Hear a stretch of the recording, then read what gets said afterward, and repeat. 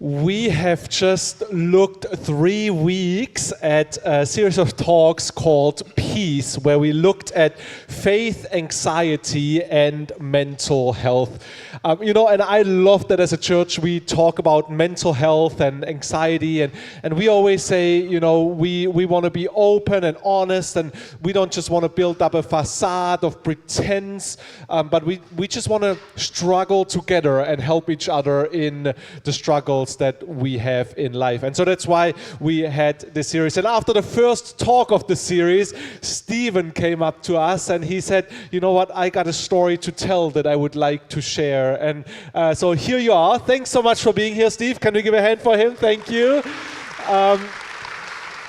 Can you tell us a little bit, who are you and why did you want to be up here this morning? Yeah, sure. So my name is Stephen. I'm married to Sarah. We have 3 boys and we have 4 grandchildren. We've been coming to FBC for around about 4 years now. We are part of a Connect group that meets in Crowthorpe, and I help out in youth once or twice a month. So that's kind of our role in church. Why did I say I wanted to come up here? Well, because I was diagnosed with depression back in 2017. And I feel it's a really important subject to talk about. One of the statistics that I just find amazing is that in the UK, men under 45, it's the biggest killer. Suicide and what it can lead to. Wow.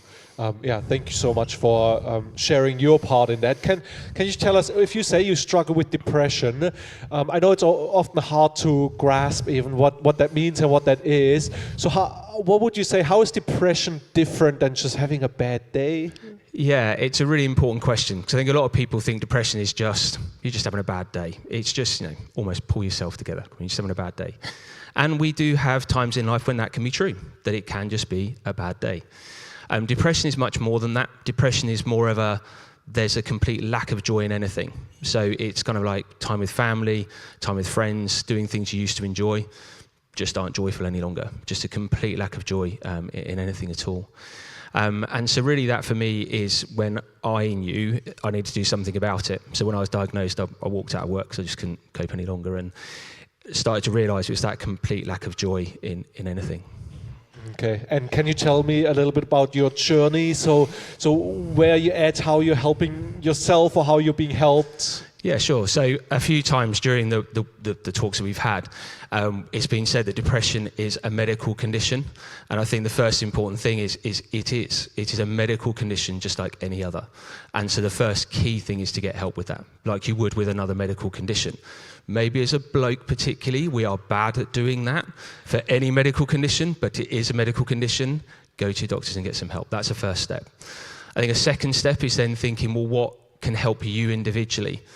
It's going to vary. So some people it will be going to the gym, some people will be going for a walk, some people it will be doing a crossword, doing a jigsaw puzzle. It's whatever is going to help you as an individual. And I think part of the journey as well is recognising you are an individual and that you have different things that are going to help you. So I think that's the important thing, and then also getting help from people around you, which I think leads into our last question. Okay, so tell us a little bit. I mean, we are a church with a lot of compassionate people that just want to help, and a lot of us, if we are real, we have depression either ourselves or within our circle of friends or family. So what can we do to support other people? Yeah, sure. I want to start with actually something that you perhaps shouldn't do.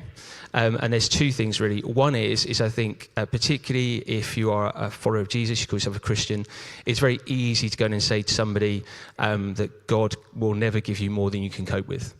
And I just want to say, for a person with depression particularly, that is the least helpful thing you can say to them, because it leads to all sorts of questions in that person's mind. So that's one thing. I think a second thing is, and this is whether you call yourself a Christian or not, is just being with the other person. And just spending time with them and not trying to solve things for them necessarily. If they ask for practical help, then give that to them, but just be alongside them. There is a story in the Bible about a guy called Job, and in chapter 3, verse 12, he has 2 friends who just come and sit with him. Now, those of you who know the story will know there are some issues that come after that, but at that time, they just sat with him. That's all they did, just sat with him for a week. And actually, sometimes that's all that person needs, is just you being alongside them. And so I guess there's kind of two things come out of that. One is you need the people around you who can do that for you. So you need to build up that circle of friends. And you need the friends that will actually come and do that for you. So I kind of have almost like a little test. If you had a crisis, particularly like say 2 o'clock in the morning, who would you call? Who would you call to come and help you? And so I guess another thing I'd ask is that you reach out and tell people that. Just send a message to them. If you're at a crisis, I'm there.